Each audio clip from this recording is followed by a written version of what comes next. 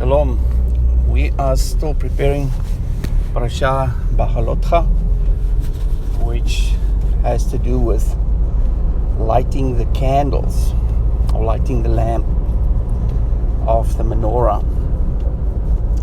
Now, this parasha is, I'm just going to give a broad overview of the context and contents, just to give it another layer of interpretation.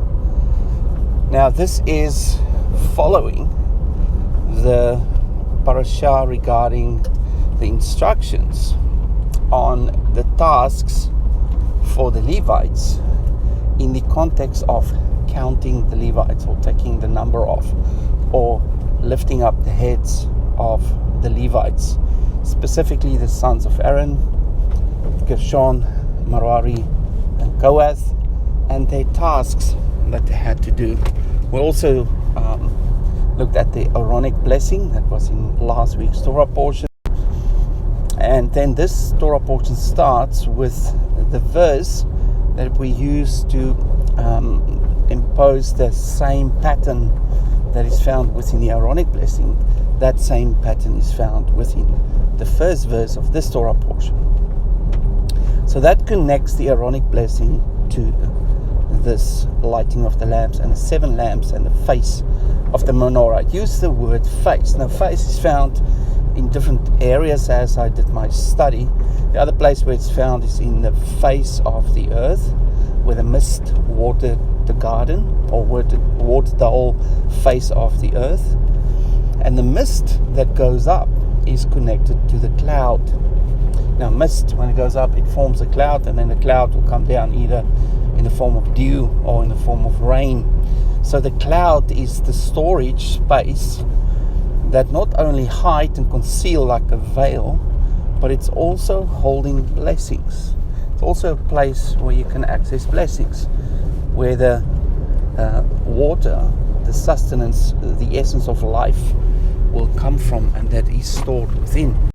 So that we see within the Holy of Holies, the veil that was in front there. So the capacity for life is stored within the veil. And previously we saw that the Mashiach represents the veil that is torn, that opened up, and he provided a life through the atonement offering. In the same way, Moshe went through the cloud, through the veil, into a higher dimension, accessing the throne of Yahweh.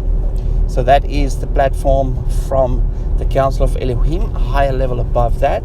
And we reflected on that in a previous Torah portion where we looked at the 6 levels of the city, the first 6 levels of the city, and what that represents in relation to the creation of the soul, or the 6 cycles of the creation of the soul. Now, the 7 cycles has to do with the purification, or the cycles of holiness, which we looked at previously, specifically with the number 49, which is the first part of the counting of the Omer from the Passover. Now, the first Passover they had was in Egypt. The second Passover is found in this parasha, which is at the foot of the mountain. So that gives you the progressive step from Egypt to the mountain, and their first birthday, so to speak, because they were born again as they moved out from the bondage of Egypt and submitted under the authority of Yahweh. And they spent over a year at the mountain, or just under a year. No, it was roughly a year at the mountain. I can probably work out how many months. But from a Passover to Passover, it's definitely 12 months. But they traveled, and then they arrived at the mountain on day 61. So it's 12 months minus 61 days. So that's under 12 months that they arrived at the mountain. Now, that is very profound for this specific Torah portion, because within our real-time counting of the Omer, we are now on our way to reach day 61 of the Omer, and then we're going to go to day 63, where Yahweh will speak, and that will be Monday, this coming Monday, the 1st of June. And we are right smack in the middle between those two major events. And not only that, there was a full moon, a blood moon, a lunar eclipse, all happening, and it was what they call it, I forgot. Anyway, it's a very profound red moon or blood moon that appeared within the season of the festivals of Shavuot. So that pinpoint the importance of the feast of Shavuot, just as it pinpointed the importance of the festivals of Passover and Sukkot that happened in 2014 and 15 with the tetrad we had with 2014 Passover Sukkot blood moons, and then 2015 Passover Sukkot blood moons. So that connects the Passover to Shavuot and to Sukkot, the three harvest festivals. First you have the barley, which is Passover, then you have Sukkot, the wheat, and then you have the fruit, which is Shavuot is the wheat, and then Sukkot is the fruit. So the three festivals that are highlighted with blood moons are the three harvests, and they are called the Pilgrim Festivals, where you need to move up to Jerusalem. Now the whole intent of Passover and Shavuot is to prepare the way, or to help you to reach the mountain, which will be celebrated during Sukkot, where the fruit will come in. The fruit is the offspring, the nations, all the people that will be born again through the process of the birth.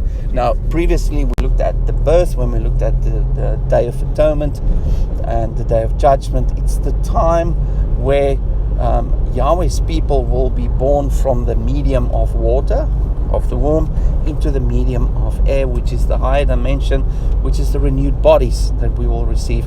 And those who are breech babies, they will stay in the lower realm and complete the next cycle for their elevation. That's only my interpretation. So that places this Torah portion in a very significant light, not only highlighting the blood moon connection and the harvest festivals, but also reconfirming the counting of the Omer. Now what's also in this parasha is the moving of camp connected to the cloud. Whenever the cloud lifted, they moved, and that is connected by a second witness, which are the trumpets, the silver trumpets that will blow. And they communicated who needs to go where with the blowing of the trumpet. So I reckon that some sort of a code or something that they blew a certain way for the different tribes to take their position within the legion that they will walk in.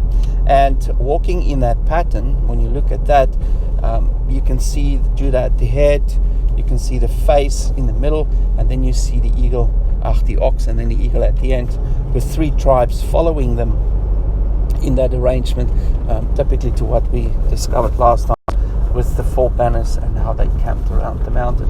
So this is very profound information that we will share a bit more detail tomorrow when we discuss the study. So just a quick overview of this parasha, and I hope you have a wonderful day. We will reveal more tomorrow. Looking forward to sharing more of this. Thank you. Shalom.